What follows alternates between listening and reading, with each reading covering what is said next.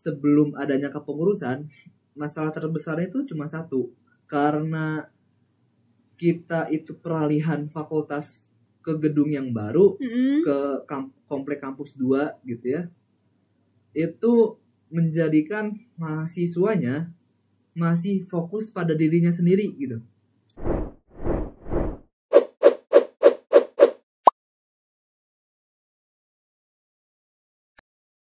Assalamualaikum warahmatullahi wabarakatuh. Waalaikumsalam. Halo teman-teman semua, Usuludiners ya, kembali lagi bersama kami di podcast Selak Kampus gitu. Dan tentunya pada kesempatan kali ini saya Miani Hayatul Alawiyah sebagai host pada podcast episode kali ini. Dan tentunya juga kita di sini nggak sendirian nih teman-teman.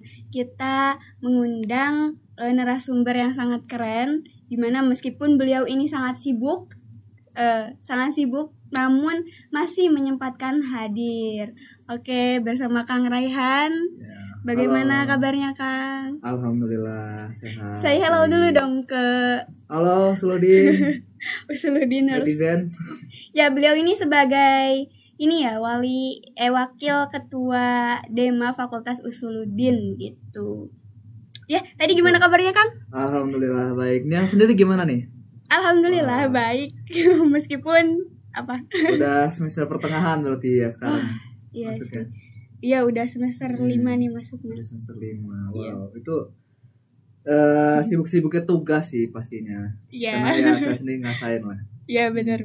Kan gimana nih Kang Rehan kan meskipun selain ngejabat sebagai wakil ketua, apalagi sekarang sekarang tuh semester 7 ya. Betul. Pasti lagi sibuk-sibuknya kan? Alhamdulillah masih ada kesibukan karena sejujurnya jurusan kita yang sibuk sebenarnya.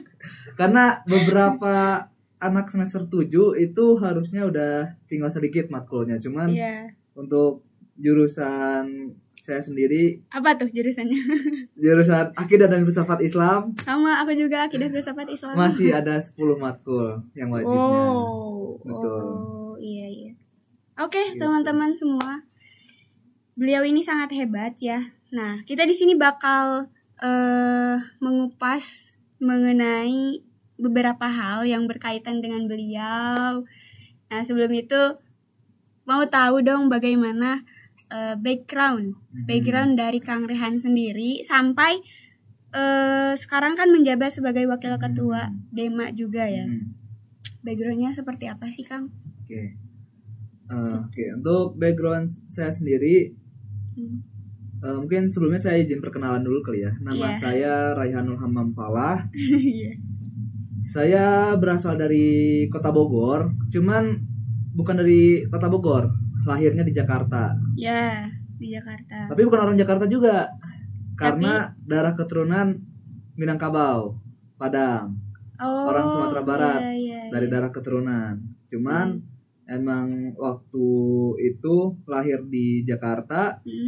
Terus habis itu keluarga pindah akhirnya ke Kota Bogor. Karena banjir. Karena memang Jakarta kan memang itu ya. Masalah tahunannya gitu. Jadi kami salah satu keluarga yang berpindah ke Bogor. Gitu.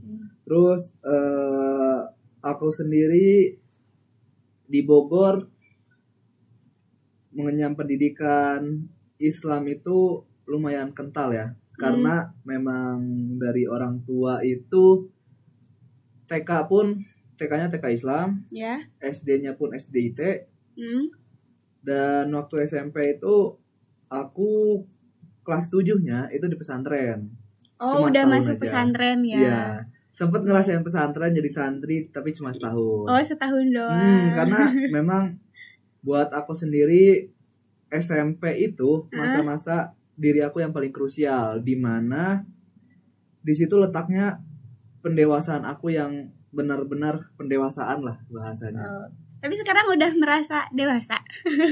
Tentu tidak ya, karena aku sendiri masih punya inner child yang belum terwujudkan segala macam dan masih ada childishnya sedikit lah ya. Iya. gitu. Cuman ya sebagai seseorang yang berproses, sebagai seseorang yang berkembang, kita tidak boleh terlalu puas dengan diri sendiri karena kita harus meningkat setiap harinya gitu.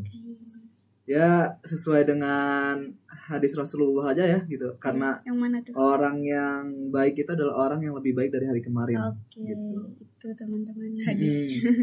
Dan aku pun juga dari SMP ya, karena kita berbicara background. SMP itu aku tiap tahun itu tuh pindah karena memang ada masa-masa struggle yang dimana aku pun waktu lebih muda di zaman tersebut itu sempat yang ngerasain yang namanya frustasi, depresi itu tuh aku ngerasain banget. Gimana caranya keluar dari struggle tersebut, dan ya aku pun mendapatkan insomnia dari zaman itu gitu. Cuman ternyata kepake insomnianya buat kuliah kan. Karena kan kita punya tugas banyak kan. Jadi sebagai mahasiswa yang di kosan pasti selalu begadang buat mengerjakan tugas-tugas dari dosen. Nah, setelah SMP itu cukup unik ya. Aku kelas 7-nya itu pesantren. Kelas 8-nya itu SMP negeri. SMP negeri terfavorit di Kota Bogor. SMP negeri 5. Terus karena memang zaman SMP itu masih banyak struggle-nya, itu kelas 9-nya itu aku homeschooling. Gitu. Jadi di rumah gitu. Homeschooling itu sebenarnya untuk homeschooling yang aku itu ada 2 metode pembelajaran. Ada yang pertama komunitas, ada yang kedua privat. Dan aku udah nyobain dua-duanya. Pertama aku cobain yang privat dulu, karena masih ada struggle yang belum bisa mengontrol diri lah ya. Jadi belum terlalu siap untuk bertemu dengan orang lain karena kepercayaan diri yang menurun. Akhirnya setelah sudah mulai menguatkan diri gitu ya, aku akhirnya maju ke komunitas. Jadi datang ke tempatnya tuh kayak rumah dijadiin sekolah gitu. Jadi kita belajar di kamar, berasa di kamar temen aja gitu. Dan sekelas itu cuma gak nyampe 10 orang. Enak banget gitu. Dan cuma akhirnya beberapa orang ya. Iya. Dan akhirnya udah selesai SMP, lulus UNBK. Itu di SMA itu alhamdulillah nggak pindah-pindah sekolah lagi. Aku di SMA swasta gitu, karena mau masuk ke negeri cuman ngerasa diri sendiri belum siap aja gitu. Karena untuk di Kota Bogor sendiri gitu ya, para pelajar itu cukup bersaing untuk mendapatkan SMA negeri gitu, karena cukup ternama lah ya gitu SMA negerinya. Benar. Dan aku di SMA swasta akhirnya, di SMA swasta Pesat. Dan situ alhamdulillah berbasis keagamaan, agamanya Islam, berbasis keagamaan Islam. Dan di situ pun aku mendapat banyak wawasan tentang keislaman karena memang ada metode yang mirip dengan sekolah Islam terpadu. Seperti itu. Habis itu alhamdulillah masuk ke UIN. Jurusannya filsafat. Jurusan akidah dan filsafat Islam, betul. Aduh, ya ternyata masuk UIN, backgroundnya sangat berwarna banget ya. Betul. Berwarna banget sampai akhirnya Kang Rehan masuk UIN. Nah, mau tanya sih, perjalanan Kang Rehan kok bisa sih ada di titik ini menjadi wakil ketua Dema Fakultas Usuluddin gitu. Oke. Pasti nggak mudah ya untuk sampai di titik ini, karena aku pun merasakan begitu banyak dinamika struggle yang aku hadapi dengan keputusan-keputusan yang harus aku ambil dalam waktu yang singkat, tapi harus tepat gitu. Dan ini tidak jauh dari memang background aku, pengalaman aku pada waktu sekolah. Khususnya di SMA. Di SMA itu aku mengikuti OSIS. 2 kali karena ada ada hak untuk 2 kali kepengurusan kan untuk di SMA itu. Terus aku ikut pramuka juga. Di pramuka juga aku ikut Dewan Ambalan. Apa itu Dewan Ambalan? Dewan Ambalan itu soalnya di pramuka untuk gimana ya, OSIS-nya pramuka gitu di sekolah. Jadi sekolahnya disebutnya pangkalan. Pangkalan sekolah mana atau apa. Nah, ada namanya ambalan. Ambalan itu berasal dari nama-nama pahlawan. Kalau sekolahku itu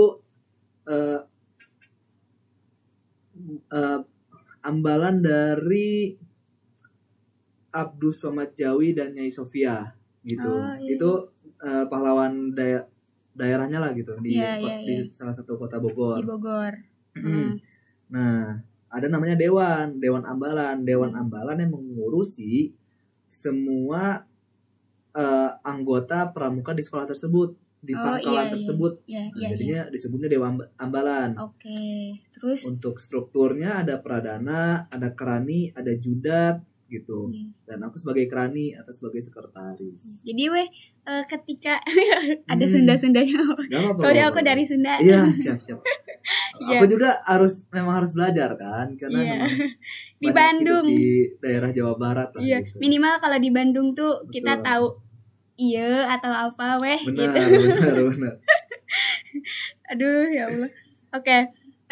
Berarti tadi jadi di apa ya istilahnya itu ketika masuk kampus karena ada pengalaman organisasi di sekolah, akhirnya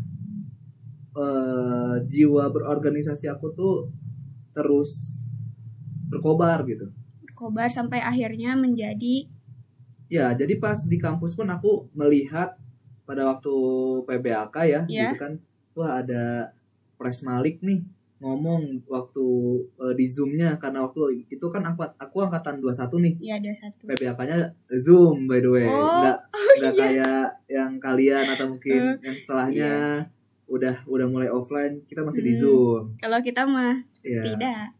Masih di rumah sambil makan rebahan bisa kayak aja gitu, ya. Ada yang kayak gitu, ada.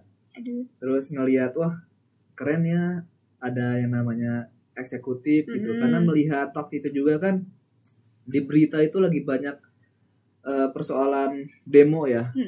Iya benar. Demo KUHP atau demo yang lainnya, itu yang eksekutif itu biasanya kan masuk yang ke berita. Ngobrol dengan para politikus, para pengamat segala macam, berdebat, memakai almet mereka masing-masing. Ada UI, UGM, UIM. Kalau kita UIN gitu. UI negeri. Nah, akhirnya aku jadi semangat lagi gitu untuk berorganisasi. Wah, kayaknya keren ya, mungkin passion aku di situ. Aku merasa passion aku di situ. Akhirnya aku mencoba mencari tahu segala informasi di UIN ini, gimana caranya buat masuk ke eksekutif gitu. Oke. Ternyata eksekutif ini ada tingkatannya. Yang pertama ada HMJ, ada DEMA, fakultas, dan setelahnya ada DEMA universitas. Nah, akhirnya aku mencoba yang HMJ dulu. Aku karena orangnya suka social butterfly ya gitu, selalu networking ya, selalu ngobrol sana sini gitu, karena aku orangnya sering ngobrol, seneng ngobrol juga. Karena seru gak sih kalau kayak gitu tuh? Iya, karena kita tuh berteman nggak boleh pilih-pilih sebenarnya. Apalagi setuju. Untuk masa depan kita sendiri, kita nggak bisa memilih karena si orang ini ada satu personality yang kurang di kita, tapi kita tolak seluruhnya, nggak bisa gitu, karena bisa jadi memang ada satu personality yang kita kurang serak sama orang ini, tapi ternyata orang ini tuh punya kapabilitas, punya kapasitas, punya ilmu yang harus kita serap, harus kita minta ke dia gitu. Jadi kita ibaratnya nggak boleh sombong lah sama orang, jadi kita harus ngobrol dengan semua pihak gitu. Karena kan setiap orang tuh aku tuh punya keyakinan setiap orang itu di sisi lain ada keburukan itu pasti ada kebaikan. Begitupun sebaliknya. Betul. Maksudnya ada kelebihan dan juga kekurangan gitu. even ke orang yang paling kamu nggak senangi aja, pasti nantinya ada hal yang bisa dihasilkan dari dia, sekecil apapun itu manfaatnya, gitu. Mau itu dari ucapannya, mau itu dari sikapnya, ataupun yang lainnya. Gitu. Terus aku lanjut lagi nih, silakan. Di itu waktu aku untuk mendekati KHMJ, itu nggak bisa langsung HMJ kan, jadi aku ikutin kepanitiaannya. Benar. Ada kepanitiaan milad, kepanitiaan studi bebarayaan untuk ospek jurusan kita. Terus ada kepanitiaan lainnya, Ramadan apa segala macam. Oke, aku udah masuk kepanitiaan, aku udah paham kerja organisasi, kerja struktural, kerja kultural di filsafat ini seperti apa. Akhirnya aku maju gitu. Dan waktu itu aku masuk di pertengahan kepengurusan gitu, karena waktu itu masih memakai sistem regenerasi yang lama, sehingga anak maba tuh nggak bisa serta-merta di semester berapa masuk ke kepengurusan. Dan di situ yang aku melihat, wah aku harus bikin gebrakan baru di sana, gitu. Sehingga aku mencoba melihat ruang lingkup kerja dalam himpunan mahasiswa itu seperti apa. Lalu setelah usai kepengurusan, aku langsung lanjut ke Dema. Waktu itu masih kepemimpinannya Pres Hime ya? Hilmi Hidayatullah, SAG sekarang. Dan ini pun sebenarnya ini boleh. Pun podcast ini pun diluncurkan diinisiasi pas waktu kabinet disensus kemarin, kepengurusan Kang Hime ya. Terima kasih dulu dong. Jadi kita khususnya ke Alfian. Terima kasih gitu. Jadi kita tinggal melanjutkan dan mengembangkan gitu. Akhirnya kemarin di kepengurusan tahun kemarin, kami semua bersinergi, kami semua bekerja sama, berkolaborasi dengan baik, bahwa Usuluddin itu harus move forward, harus lebih jauh lagi melangkahnya, harus meloncat bahkan gitu. Karena pada tahun kemarin itu Usuluddin itu terkesan fakultas yang tua, fakultas yang udah sepuh, karena memang UIN tanpa Usuluddin itu apa gitu kan gitu ya. Jadi sehingga Usuluddin itu terkesan sebagai orang yang kutu buku, orang yang gak bisa diatur kalau kata meneliti, rebelian gitu, dan berbagai macam warnanya gitu ya. Sehingga kita harus memberi citra bahwa Usuluddin itu nggak bisa di underestimate begitu aja gitu. Kita memiliki potensi, kita memiliki kapasitas, kita memiliki kualitas gitu. Meskipun kapasitas kita mahasiswanya tidak sebanyak fakultas lain, tapi kita harus buktikan gitu bahwa Usuluddin itu mampu setara bahkan melebihi fakultas-fakultas lain. Benar. Karena yang kita incer itu kita bukan bersaing sesama fakultas, tapi kita bersaing dengan universitas di luar gitu. Itu yang kita incar gitu. Sehingga ketika kita melihat rival kita masih teman sekelas kita, sebenarnya itu tidak akan membawa kita jauh kepada perkembangan. Kita harus menjadikan teman yang ada di luar kelas kita itu menjadi rival, baru kita ada perkembangan. Gitu. Dan setelah berbagai macam prestasi, hal yang telah dilakukan di kabinet disensus kemarin, alhamdulillah di kabinet yang tahun ini, kabinet visionaris, itu kita harus mulai lagi mencoba meningkatkan apa yang sudah kita punya. Karena kalau tahun kemarin itu fase peralihannya dari COVID ke normal lagi, sekarang kita juga peralihan gitu. Karena dari fakultas yang lama ke fakultas yang baru. Dan jaraknya pun cukup jauh, lumayan. Fakultas yang sangat gersang itu. Di luarnya ya. Canda. Di luar. Kalau di dalam itu udah bagus banget. Semua fasilitasnya lengkap. Asli. Dan ada lift juga ya, alhamdulillah sekarang. Dan itu yang kita hadapi sekarang, itu yang sedang kita carikan gebrakan baru untuk seterusnya gitu, karena kita nggak bisa diam begitu aja dengan semua yang udah kita peroleh di tahun lalu, sedangkan kita harus mencoba dan beradaptasi dengan suasana yang baru gitu. Jadi nggak akan apple to apple kalau misalnya kita hanya memakai pola yang lama. Kita harus memakai pola yang baru, pola yang lebih fresh, pola yang lebih inovatif, sehingga aku dan Presakti menamakan kabinet ini visionaris. Nah, menarik banget teman-teman. Tadi disinggung ya. Jadi kabinet sekarang itu, kabinet di Dema itu visionaris. Nah, mungkin teman-teman yang lain itu belum tahu gitu. Apa sih filosofinya atau kenapa harus kabinet visionaris gitu namanya? Kenapa harus kabinet visionaris? Karena memang dari filosofi ya. Untuk filosofi visionaris itu aku melihat kita harus terus melihat lebih jauh ke depan gitu. Kita nggak bisa begitu aja melihat keadaan kita seperti ini, kadang sekarang ini seperti apa, tapi kita harus melihat kita ke depannya akan apa gitu.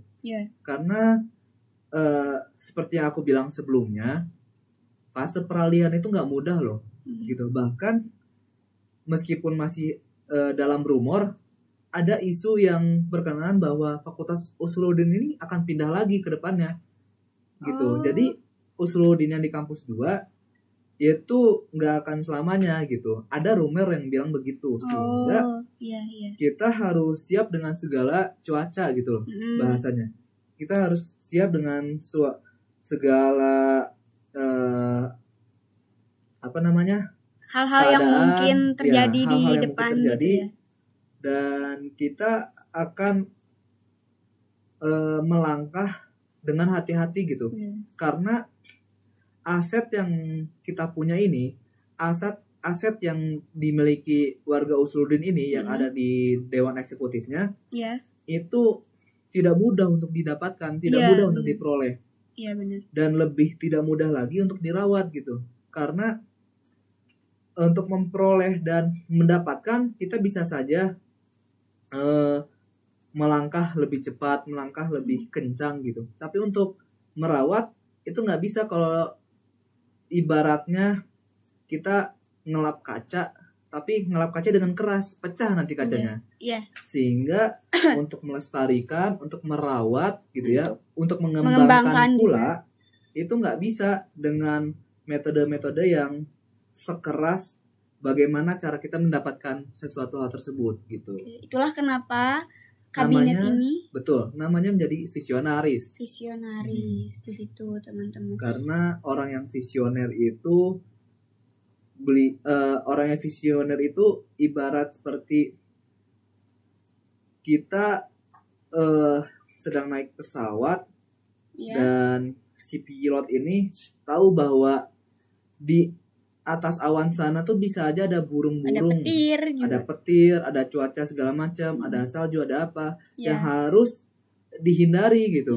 Nggak hanya bisa membawa pesawat untuk landing mendarat, untuk untuk landing mendarat, tapi kita dalam perjalanannya pula itu harus tahu bahwa langit yang di atas sana itu tidak secerah yang dilukiskan oleh anak-anak gitu. Wow, sangat-sangat keren ya, itu filosofinya dari kabinet visionaris ini gitu. Nah Kang, pasti kan dalam organisasi, semua organisasi pasti ada hal yang menjadi sebuah kendala gitu kan. Kita udah tahu lah semuanya juga gitu. Nah, bagi Akang sendiri atau melihat kacamata dari Dema ini sendiri gitu, apa sih dari Dema, mau dari Dema ataupun dari masyarakat Usuluddin gitu, dimana kan kita menampung aspirasi dari masyarakat Usuluddin gitu. Nah, apa sih kendala yang terbesar di kabinet ini sejauh ini gitu? Apa yang menjadi kendala terbesarnya itu? kendala terbesar di kabinet ini itu hanya satu, aku rasa. Apa tuh? Hanya satu, yaitu kurang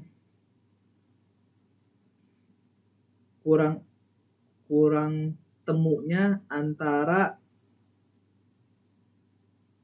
singularitas dari waktu-waktu yang dimiliki para pengurus. Karena pengurus kita ini tidak hanya satu angkatan ya. Ada angkatan 2021, ada angkatan 2022 gitu ya. Sehingga kita itu memiliki porsi waktu yang berbeda-beda setiap harinya. Gitu. Benar. Apalagi dengan adanya 5 jurusan di Usuludin, itu lebih membedakan lagi. Dan terlebih pula, meskipun ada yang satu jurusan, ada yang satu angkatan, bisa jadi mereka punya perbedaan, yaitu beda kelas, beda waktu. Beda gitu. Waktu, beda kelas. Jadi ketika mau menjalankan program atau mengurus ini tuh ada kendala di itu ya, kalau menurut. Betul. Karena sebaik apapun komunikasi yang sudah kita miliki, solidaritas yang kita sudah miliki, gitu ya. Kalau misalnya memang dari waktunya sendiri itu memang sulit untuk diselaraskan, memang kita tidak bisa berlari, kita harus berjalan bersama-sama gitu. Karena ya meskipun ibaratnya memang lari beneran, itu pasti ada orang yang tidak sanggup berlari kencang, dan kita jadinya memang harus berjalan bersama gitu. Hanya itu satu masalah terbesar. Cuman kalau misalnya sebelum adanya kepengurusan, masalah terbesarnya itu cuma satu. Karena kita itu peralihan fakultas ke gedung yang baru, ke komplek kampus 2 gitu ya. Itu menjadikan mahasiswanya masih fokus pada dirinya sendiri gitu. Ada yang punya pikiran, aku harus pindah kosan karena kampusnya sudah jauh. Aku nggak ada motor, aku harus ini, harus itu, harus beli motor, harus apa segala macam. Sehingga bukan persoalan minat berorganisasi yang berkurang, tapi fokus mahasiswa Usuludin itu sendiri itu terganggu karena adanya peralihan gedung baru gitu. Karena untuk saat ini aku lihat minat berorganisasi di Fakultas Usuludin itu sendiri itu sudah meningkat jauh dari tahun lalu. Karena memang itu yang menjadi persoalan terbesar di tahun lalu gitu. Karena adanya peralihan dari fase COVID ke fase normal, sehingga memang mahasiswa sudah terbiasa dengan hal-hal yang online, hal-hal yang hybrid gitu, hal-hal yang fleksibel gitu. Maunya yang enak-enak. Maunya yang enak, mau yang santai, maunya yang benefitnya banyak, maunya yang benar-benar benefitnya real duit gitu, bukan hanya knowledge atau skill segala macam gitu ya. Dan untuk tahun sekarang itu kita menghadapi hal yang berbeda gitu. Meskipun dari luar terlihat sama, tapi kalau kita tidak jeli, kita tidak kritis terhadap hal tersebut, kita akan mempunyai asumsi bahwa ini mah tidak jauh beda dengan tahun lalu. Padahal betul-betul berbeda gitu. Benar. Karena perpindahan gedung baru ke gedung lama ke gedung baru itu bukan hanya mahasiswa yang merasakan, termasuk sivitas akademika, yaitu TU, dosen-dosen dan dekanat pun merasakan. Mereka struggle-nya seperti apa, harus perpindahan kantor segala macam. Nggak hanya mahasiswa.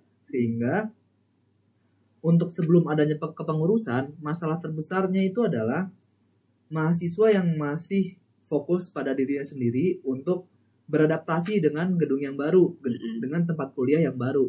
Itu aja sih. Iya benar ya. Dari perpindahan dari kampus 1 terus pindah ke kampus 2. Jadi si masyarakatnya sibuk inilah, sibuk itulah gitu. Betul. Tapi Tapi sejauh ini di kabinet visionaris ini apa sih itu kita membawa perubahan juga pas kemarin PBAK aja itu. PBAK itu kendalanya banyak lah gitu. Ya. Tapi alhamdulillah juga bisa dilewati lancar. Kan. Terus kemarin juga dapat apresiasi yang bagus gitu mengenai PBAK kemarin gitu. Betul. Ya. Karena memang PBAK di Fakultas Usuluddin untuk tahun 2024 ini ya. Itu kita mempunyai ciri khas dan warna yang tersendiri gitu. Yeah. Dibandingkan dengan PBAK di tempat lain gitu. Karena kita alhamdulillah udah pakai drone kemarin kan. Keren banget. Ada videotron juga di panggungnya, ada gong, dan alhamdulillah mahasiswa pun untuk konsumsinya alhamdulillah tercukupi gitu. Sehingga tidak perlu ada yang dirisaukan gitu. Nih Kang, beralih nih ke selain kendala gitu. Kan kendala itu nggak dari si anggota DEMA-nya juga kan. Maksudnya bukan apa ya? Ada juga sebagian kritik-kritik dari masyarakat. Masyarakat Usuluddin gitu mengenai kinerja yang kinerja dari kita dari DEMA nih. Nah, bagaimana sih cara menghadapi kritik, khususnya kemarin ada salah satu kritik mengenai kinerja kita di mana kita katanya tidak sigap lah, tidak gercep gitu menanggapi aspirasi dari masyarakat gitu. Nah, bagaimana sih cara menghadapi kritik dari masyarakat Usuluddin sendiri gitu? Oke. Bismillah ya. Untuk menghadapi kritik ini sendiri, itu pasti tiap pribadi di pengurus DEMA eksekutif Fakultas Usuluddin ini mempunyai ciri khas tersendiri. Untuk aku sendiri, itu ketika ada kritik, aku dengarkan dengan seksama. Aku perhatikan setiap tuntutannya gitu. Apa yang mereka inginkan, apa yang mereka harapkan, itu harus sudah tercatat di kepala aku. Karena kita nggak selalu membawa pulpen dan kertas. Kita nggak selalu bisa memperhatikan sambil mengetik gitu. Atau kita tidak bisa mendengarkan sambil nge-record gitu. Jadi memang pengurus sendiri harus sudah punya skill untuk menghafal apa yang menjadi aspirasi dari warga Usuluddin gitu. Karena aku pun sendiri ya pernah aku lagi jalan sendirian karena memang aku selalu kemana-mana sendiri gitu ya. Tiba-tiba di stop dicegat gitu ya, dan diajak ngobrol dengan warga gitu. Itu sengaja di ini. Iya. Kang kesini gitu. Iya betul. Diberhentikan dan diajak duduk bersama gitu. Oh iya. Akhirnya nggak diajak gelut kan? Oh enggak dong, karena yang namanya kritik itu tidak harus dengan kekerasan. Nah gitu. Setuju kritik itu memang tidak harus dengan solusi, tapi kritik itu tidak harus dengan kekerasan gitu. Karena kekerasan dengan kritik itu hal yang berbeda menurut aku gitu. Dan waktu itu aku duduk bersama dengan masyarakat Usuluddin gitu ya. Di situ ada sekitar 3 orang dan ya memang cukup gugup dan kaget awalnya, kayak 3 lawan 1 ya. Apa nih gitu. Oh oke. Gak apa-apa, kita hadapi saja gitu.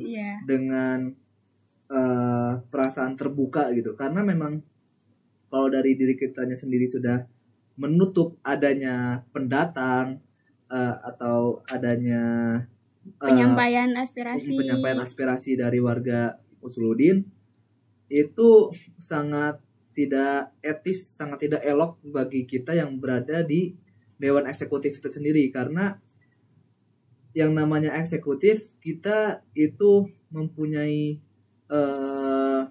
hak yang lebih tinggi dibandingkan himpunan jurusan gitu. Sehingga wajar sekali kita menerima tamu secara mendadak, secara tiba-tiba gitu. Dan waktu itu aku mau ngobrol, dan memang permasalahan utama yang dihadapi bukan hanya mahasiswa Usuludin, tapi mahasiswa se-UIN Bandung itu terkait UKT gitu. Itu kayaknya dari dulu bisa dikatakan turun-temurun itu tahunan, betul. Ya mengenai UKT itu kayak nggak tuntas-tuntas gitu. Pasti gitu. Karena waktu itu penyampaiannya persoalan UKT, maka aku jelaskan juga lah gitu ya. Mungkin sekalian di sini gitu ya, karena ini di record gitu. UKT itu sendiri itu asalnya bukan dari Sivitas Akademika Usuludin, bukan dari TU-nya, bukan dari kepengurusan jurusannya, Kajur dan Sekjur, dan bukan pula dari dekanatnya, tapi memang dari pihak universitas gitu. Yang dimana pihak universitas ini mengamanahkan terkait UKT ini kepada Al-Jamiah gitu. Pada dan yang khususnya lebih ini ya, ke Warek 2 gitu.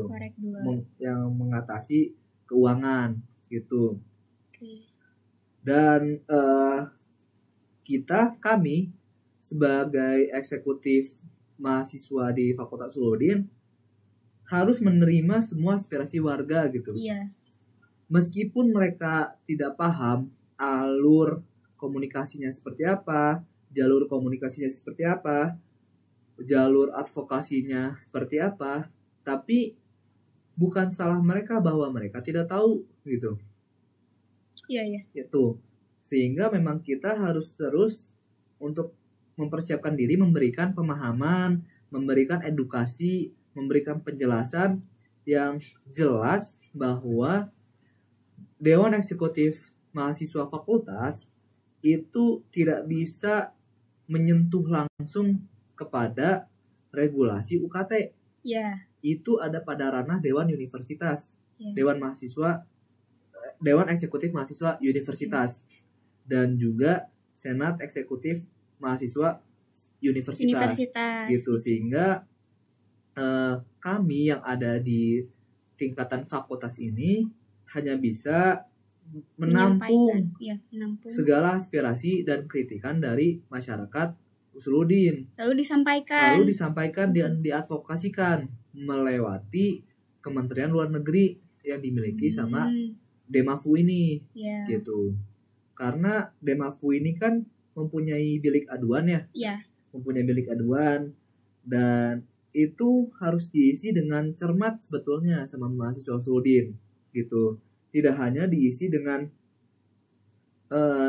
isi yang sesuai hati mereka gitu ya.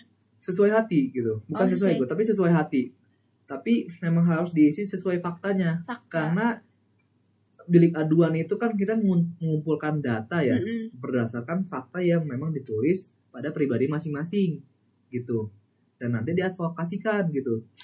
Pertama kita sounding dulu kepada pihak fakultas, yaitu pihak dekanat, untuk menyampaikan bahwa kami sudah ada, kami sudah mengumpulkan, kami sudah memegang semua aspirasi dari masyarakat, dari warga Usuludin, untuk disoundingkan bahwa meminta saran lebih tepatnya. Ini bagaimana nantinya, bagaimana setelahnya, karena untuk UIN ini kan memiliki struktural rektorat baru ya gitu, dengan posisi teratasnya yaitu Prof. Dr. Rosion Anwar gitu. Sehingga kita tidak bisa serta-merta dengan pola yang sama seperti tahun kemarin.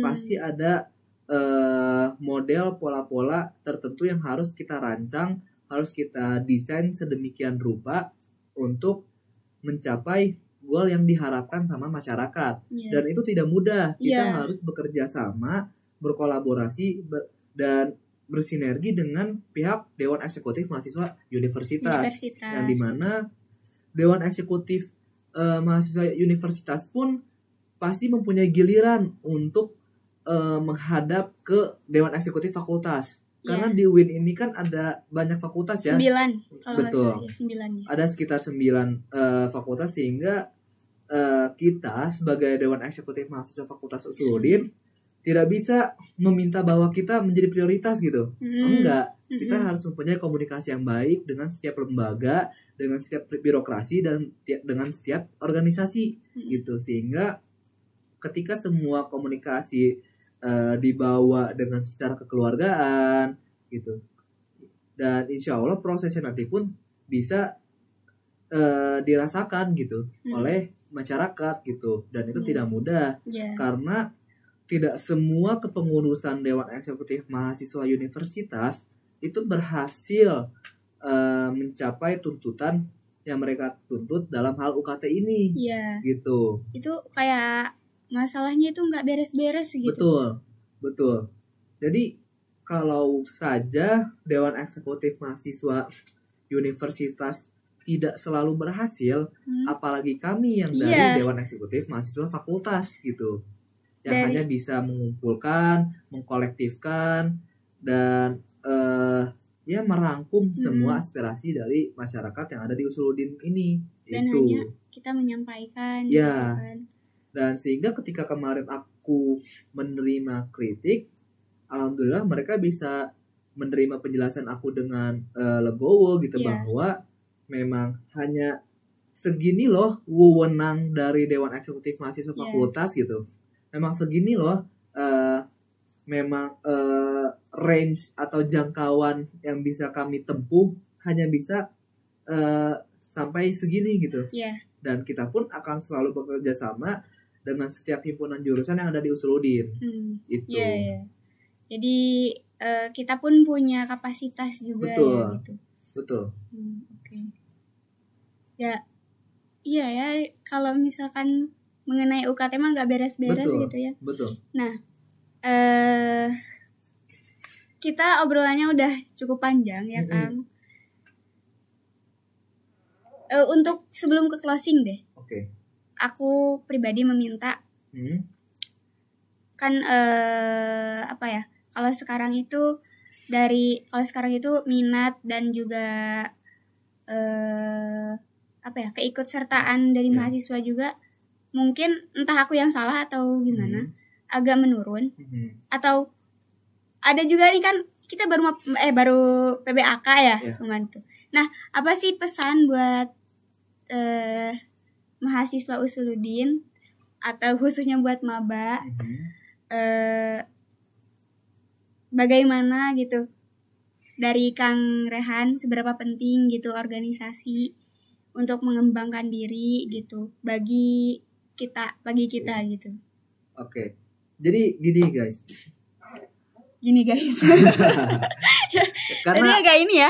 Aku nggak mau kita terlalu formal ya. Kita berusaha sesantai mungkin bahwa memang apa yang kita sampaikan itu daging, tapi kitanya tidak kaku gitu. Iya. Untuk jujur aja kaku sih tadi. enggak juga. Iya. Organisasi itu sangat penting. Iya. Kalau kita bisa melihat bahwa organisasi ini memiliki berbagai fasilitas yang tidak ada di dalam ruang kelas gitu. Memang organisasi itu banyak, ada UKM, ada UKK, ada juga Orda, ada juga Ormawa Ekstra. Tapi semua itu beda pengalamannya, beda rasanya, beda relasinya, beda pengalamannya, dan beda cara komunikasinya dibandingkan dengan eksekutif gitu. Khususnya Dewan Eksekutif Mahasiswa Fakultas gitu.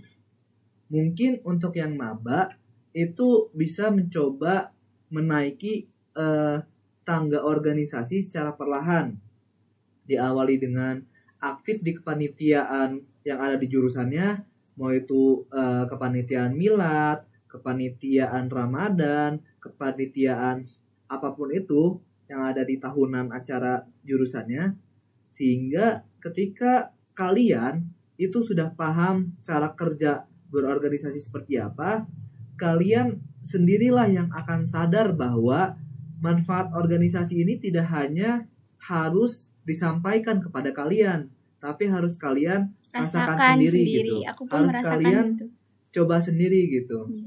Sehingga memang yang namanya organisasi, khususnya eksekutif mahasiswa fakultas, itu sangat berbeda kesannya, berbeda pengalamannya, berbeda pola komunikasinya dibandingkan himpunan jurusan.